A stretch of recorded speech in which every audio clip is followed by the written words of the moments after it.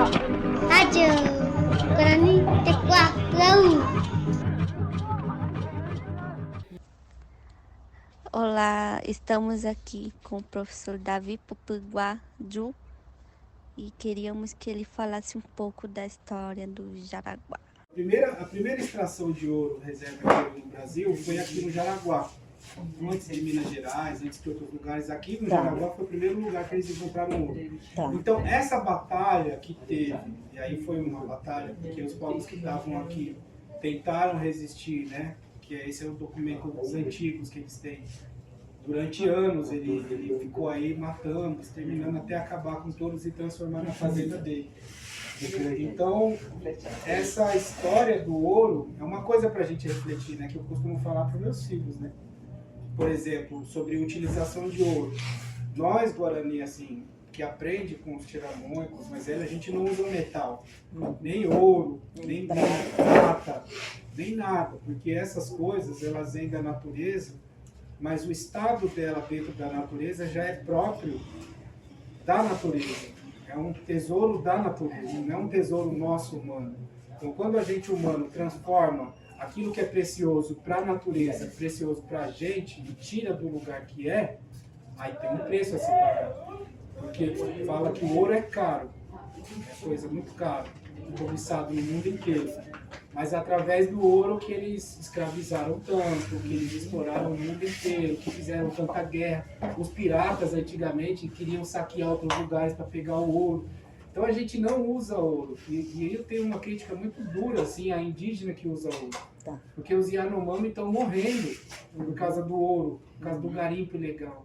Então não é algo legal da gente usar, de ter esse sentimento de ambição, é justamente esse que o branco teve, de querer todo o ouro, de querer tanto ouro. Né? E hoje a Europa é cheia de ouro, e aqui foi retirado da América tanto ouro. Então é uma coisa para a gente pensar, né? Tem esse casarão, tem essa história do ciclo do ouro no Brasil, é o início dessa história, né? Mas a gente voltou para cá, a gente está aqui. Então, se não fosse a presença Guarani aqui, com certeza eles já teriam destruído muito dessa floresta, estaria tudo muito diferente. Porque desde sempre foi uma batalha para não deixar explorar mais, né? Essa palavra visão eurocêntrica é para demonstrar que o mundo que a gente vive, esse mundo geral, é muito influenciado através do ponto de vista dos europeus, né, dos brancos. Tanto os mapas, né, a gente vê no mapa a parte norte, a parte sul, e aí a parte norte onde tem a Europa, onde tem os Estados Unidos, são partes mais desenvolvidas, né? A parte sul, onde tem a África, a América do Sul, são partes mais pobres, né? E aí no centro desse mapa tem a Europa no centro, né? Inglaterra. Etnocêntrica é também essa visão através do ponto de vista de que existe o certo, o melhor, existe o mais desenvolvido, existe o mais culto, existe o mais sábio, existe o pensamento mais evoluído e o pensamento menos evoluído. Existem os povos que são contemporâneos e tem povos pré-históricos, né? Povos antigos, povos do passado.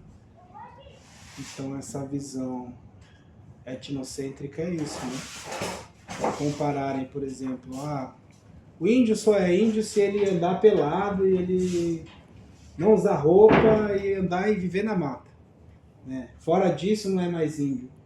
Então tentam desindianizar a gente, né? Tentam transformar em pessoas comuns até certo ponto, porque isso me desqualifica como indígena na visão de muitos, mas a minha aparência me classifica como indígena e eu sofro preconceito por isso.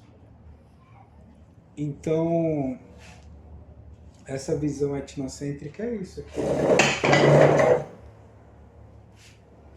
Quando eles vieram para cá, os europeus, eles trouxeram também uma religião, né? Trouxeram um Deus, trouxeram uma palavra, né, escrita, que é quando eu falei, né, que no papel cabe tudo, dá para colocar tudo no papel. Eles tinham a escrita, a Bíblia. Através dessas palavras eles também usavam para matar também. Eles usavam para roubar outros povos, eles usavam para escravizar outros povos, eles usavam para fazer o que eles queriam. Então essa mesma palavra, dita uma palavra santa, ela é uma palavra que foi usada de maldição para muito povo. Ah, vocês vão morrer porque na palavra está escrito que Deus manda matar quem fez isso, quem é assim. Ah, vocês são pecador porque vocês não aceitam essa palavra do jeito que a gente fala. Né? Então é um Deus colonizador também. Essa ideia de um Deus que vai dominando o mundo e você aceita? Não, então morre. Você aceita? Não, então você é escravo, você é inimigo, você é isso, você não é ser humano, você não é gente. Então, infelizmente, isso é a história. Né? Agora cabe a gente hoje, através da nossa forma de dialogar, através de valorizar essa narrativa do pensamento, da sabedoria indígena, demonstrar que não, que a gente não tem essa visão de demonizar o branco, né? Mas a gente quer que seja respeitado o nosso direito de viver o nosso conhecimento. A gente quer que os jovens tenham acesso a materiais didáticos específicos, a formação específica também. Então, essa história oficial, que é a história contada pelos brancos, pelo livro, pelo que eles escreveram, a gente tem muita crítica, muitas coisas que é outra perspectiva, né? Por exemplo, por que os guaranis aceitaram conviver com os jesuítas, né? Foi uma aceitação que os guaranis chegaram e falaram: olha, a gente quer aí seguir a religião de vocês, porque a gente acha mais interessante do que o nosso modo de vida. Não, foi uma imposição. Quem não aceitava essa relação com os jesuítas era considerado inimigo da coroa. Então os guaranis tinham que enfrentar tanto os portugueses brasileiros que tentavam ir lá explorar esses territórios com os jesuítas, quanto os próprios outros indígenas que não aceitavam que os guaranis conviviam com os jesuítas. Mas aí nessa ideia do branco falar: olha, tem uma forma da gente coexistir com vocês, sem matar vocês, sem expulsar vocês, que é vocês aceitando essa religião. E aí vai fazer o quê? Vai fugir para outro lugar? Né? Vai vir para o lado dos portugueses aqui, que era difícil, os portugueses queriam matar, enfrentar, escravizar. Então, foi o que tinha para se fazer, né, naquele contexto. Uma forma de se defender. O que acabou gerando um impacto muito forte da cultura guarani na cultura local. Porque, por exemplo, você pega o sul do Brasil e você pega o nordeste do Brasil, é outro mundo. No sul, o gaúcho ele gosta do quê? Do chimarrão, uma bebida guarani. No sul, o gaúcho fala o quê? Ah, tchê é guarani. Entendeu? As cidades, nome em guarani, a cultura, né? A tradição ali de comer o pinhão, o alimento do povo guarani também. Né? Então, os guaranis tiveram tanta influência na cultura dos gaúchos que hoje eles, se tiraram o chimarrão do gaúcho, ele não é gaúcho. Entende? A mesma coisa para o guarani, a erva mate é sagrada, os gaúchos entenderam que é sagrado. Não é coisa implantada pela igreja, mas é pela relação dos guaranis. Os guaranis falam: bom, então tá, a gente vai conviver com os jesuítas, a gente vai fazer o possível para tentar conviver e ver o que dá para aprender com eles, o que dá para manter. A cultura guarani está viva até hoje. Né? E aqueles europeus que eram antigamente, hoje são os gaúchos que consomem a bebida guarani, que falam muito da cultura guarani e que eles falam dos antigos, né? Mas os brancos, tudo falam guarani. É isso, eu acho que o Guarani teve um êxito tão grande assim, quando você pega que nessa parte, por um lado, não foi através da violência esse contato, né, da guerra como outros povos, né, como o Xavante, como o Kayapó, como o Caingangue, né, povo mais de luta, assim. Mas os guaranis também, por outro lado, sofrem essa história de não violência de uma forma assim, de não ter território demarcado. Então os guaranis não quiseram enfrentar. Os mais velhos falam que quando chegava num lugar que os brancos vinham brigando, xingando, querendo expulsar, já saíam e iam embora. Então, essa forma de viver sem a violência, hoje é tempo dos Guarani falar, olha, nós nunca quisemos guerra com os brancos, tá na hora dos brancos repensar. Porque, por exemplo, o que aconteceu na Bandeirantes aqui foi uma guerra, foi uma violência muito forte contra a comunidade. Os guaranis nunca se prepararam para revidar isso, os guaranis nunca pensaram estrategicamente em matar o branco, né? Então o branco sempre usou essa estratégia, o que foi usado agora é o que sempre foi usado na história, para expulsar, para intimidar, para tomar o direito, para calar, para silenciar um povo. Então foi tirado o direito da gente fazer uma manifestação pacífica, com bomba, com tiro.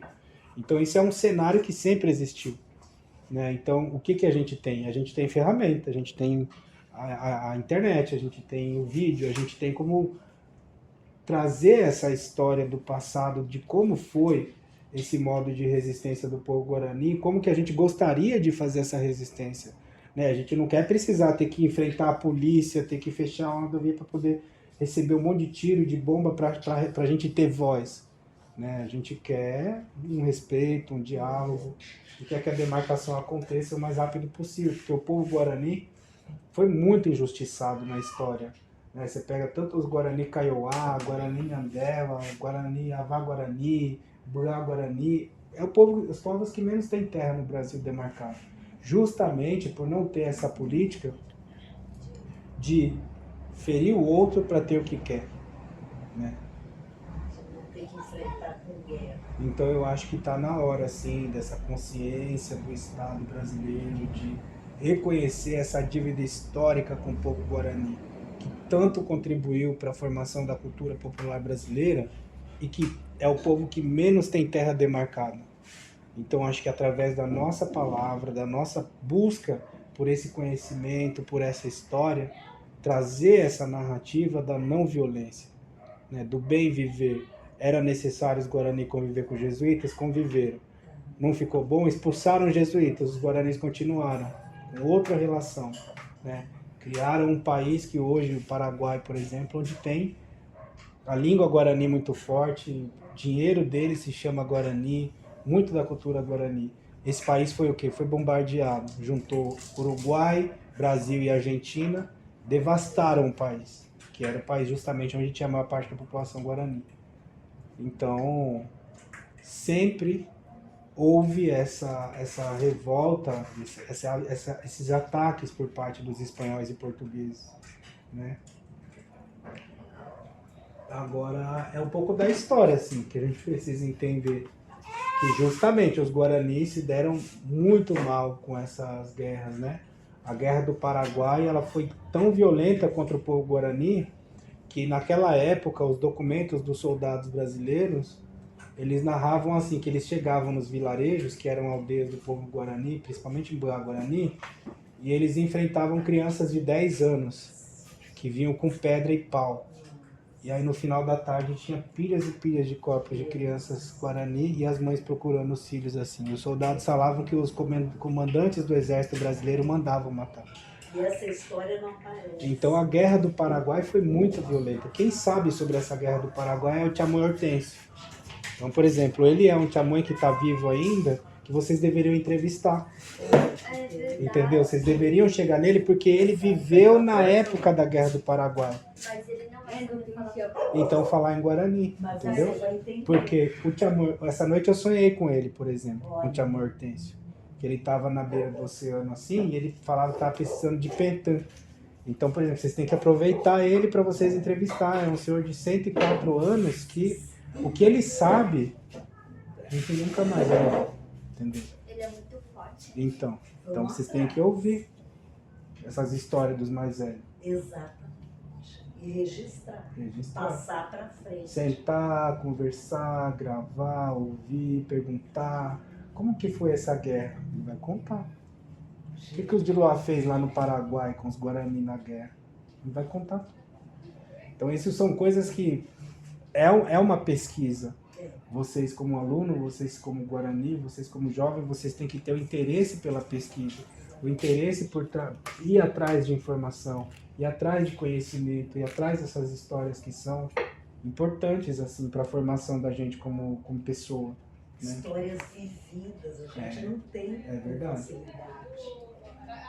São histórias mais difíceis, assim. Geralmente os mais velhos não querem contar para os jovens essas histórias mais pesadas.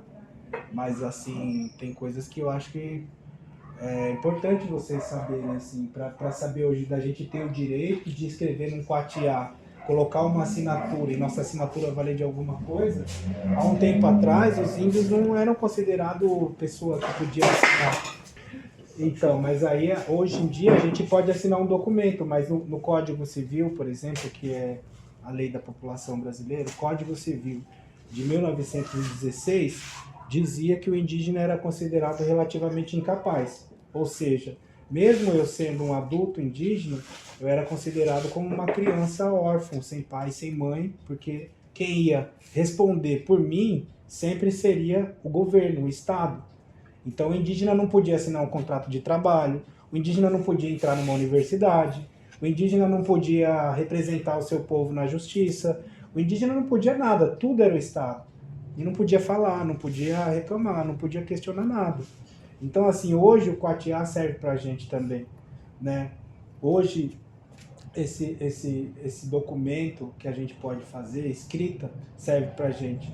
Então, essa narrativa que está sendo feita nesse livro é uma forma de colocar lá as informações que vão sendo elaboradas com pensamento para que isso fique registrado. Mas isso pode ser também falado. A gente usa muito o audiovisual. Então vocês têm que treinar o pensamento para vocês organizar a história, fazer uma linha do tempo. Todo jovem Guarani precisa começar a entender a linha do tempo. Porque se vocês não fizerem a linha do tempo, vocês apagam uma parte da história que não dá força para vocês olhar para frente. Que a parte da história que a gente não pode apagar é assim: meus avós lutaram muito para eu ter uma escola. Meus pais lutaram muito para eu poder estudar numa faculdade. Então tudo foi um processo de luta, de conquista, para que a gente tivesse direitos. Então não é algo que foi dado pelos brancos, é algo que foi conquistado pelos indígenas, né? Então muitos povos têm esse trabalho da memória. A memória é muito importante, a gente trazer essa memória do tempo, de como foi o tempo, né? Agradecemos a presença do professor Davi e a fala, né, que ele nos deixou alimentando toda essa história, aquilo que a gente queria saber sobre essa região e sobre os Guarani. Obrigado.